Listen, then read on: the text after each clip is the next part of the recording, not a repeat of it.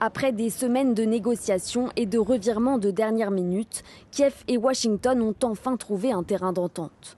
Les deux pays annoncent avoir signé un accord sur la création d'un fonds d'investissement commun pour reconstruire l'Ukraine. Mais cela passe par une condition majeure. Les États-Unis auront un accès préférentiel aux futurs contrats sur les ressources naturelles ukrainiennes. Ce partenariat permet aux États-Unis d'investir aux côtés de l'Ukraine pour débloquer les atouts de croissance de l'Ukraine, mobiliser les talents, les capitaux et les normes de gouvernance américains qui amélioreront le climat d'investissement de l'Ukraine et accéléreront la reprise économique du pays.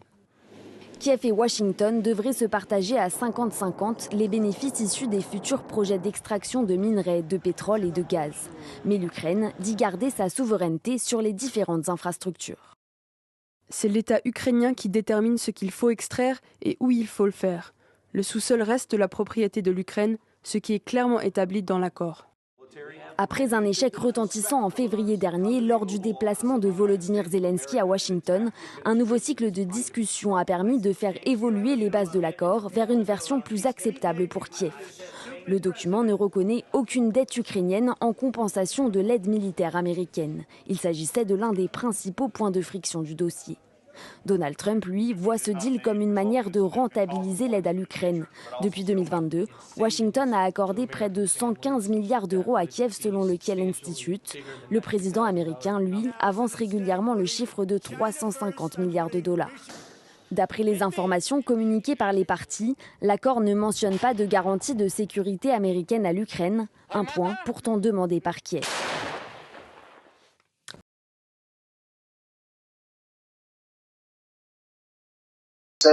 La guerre en Ukraine. Après, on va aller au Cameroun. La guerre en Ukraine,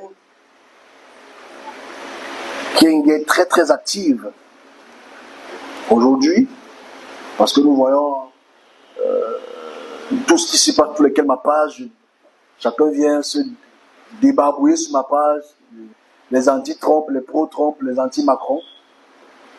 À savoir, je ne supporte personne, je supporte mon message. Je ne suis pour personne. En 2016, j'annonce la guerre en Ukraine. En 2022, en janvier, j'annonce les troubles qu'il y aura dans cette région. En mars 2022, j'annonce la paix qu'il y aura en Ukraine, qui sera assez compliquée avec l'aide des Slovaques. Et on voit ce qui se passe aujourd'hui, la paix est assez compliquée.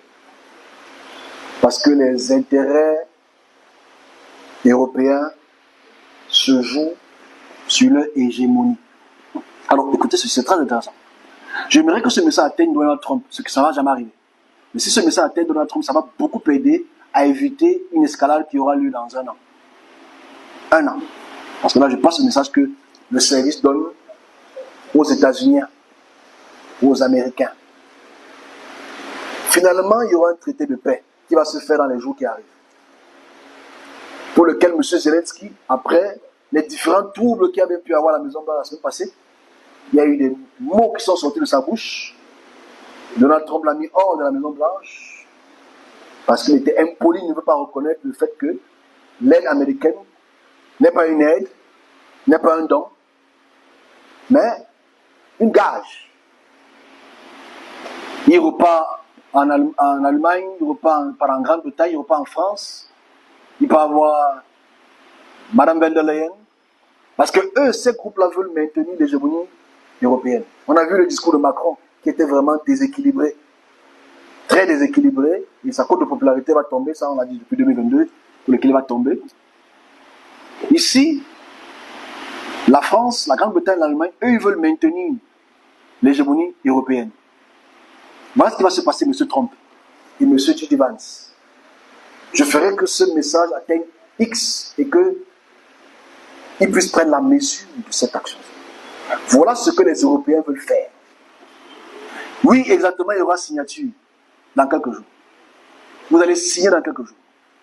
Il y aura des transactions des minerais. Oui. Il y aura un cessez-le-feu. Oui. Mais les Européens ne vont pas vouloir perdre la face. Ok? Donc, voilà ce qu'ils vont faire. Parce que l'ange dit ceci, simple. Après ce traité de paix 1 an à la ronde, la guerre recommence.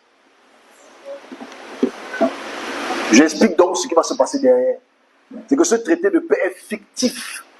Parce que pour démonter l'administration Trump, ils vont faire en sorte que les financements de la Grande-Bretagne et de l'Union européenne vont créer des troubles dans la région qui sépare le Donbass et la région de Kursk pour recréer 1 an après les éclats de guerre pour démontrer que le traité de paix n'est pas bon et démontrer que M. Poutine veut toujours envahir l'Europe. Et ça va éclater encore 1 an plus tard. Et on va encore recommencer encore à zéro, une guerre qui va encore prendre le temps. Le conseil ici est très simple. Si M. Trump voudrait qu'il y ait une paix au long terme, qui apporte une stabilité au moins pour une dizaine d'années, la méthode des minerais n'est pas la bonne méthode. Parce que les Français ne seront jamais contents. Les Anglais ne seront jamais contents. Ceux qui disent ne va pas les attendre. Parce qu'à la fin de cette communication, je vois des présidents assis et ils sont en train d'insulter Zelensky. Que Zelensky c'est un président faible. Très faible. Ils insultaient Zelensky qui est devenu très très faible. Mais dans sa faiblesse, ils vont vouloir outrepasser et apporter une instabilité dans cette région pour démontrer que la Russie veut absolument attaquer les autres pays. Donc ce traité de paix n'aura qu'1 an.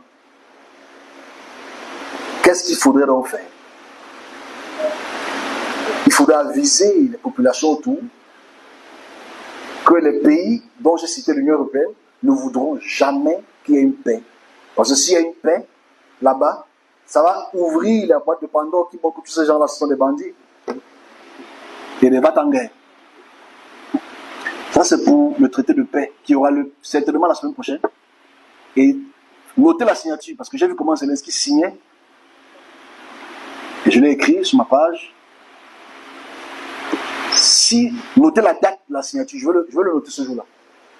On va compter 12 mois. Cette guerre va recommencer encore. Malheureusement. Et ce n'est pas à cause de Trump. C'est à cause de Macron, M. Stammer, qui ne voudrait pas que cette guerre cesse. Ils sont prêts à tout. Bon, maintenant, on va voir pourquoi est-ce qu'ils veulent que cette guerre ne cesse, ne s'arrête? Parce que si cette guerre s'arrête, ils sont près du monde les plus faibles. C'est simple. Laissons les minéraux, laissons les armes. L'Europe n'est jamais arrivée à ce niveau de faiblesse. C'est la première fois que l'Europe est le plus faible et pour lequel les États-Unis se désolidarisent de leurs actions. Donc voilà ce qui va se passer dès que la signature va être faite.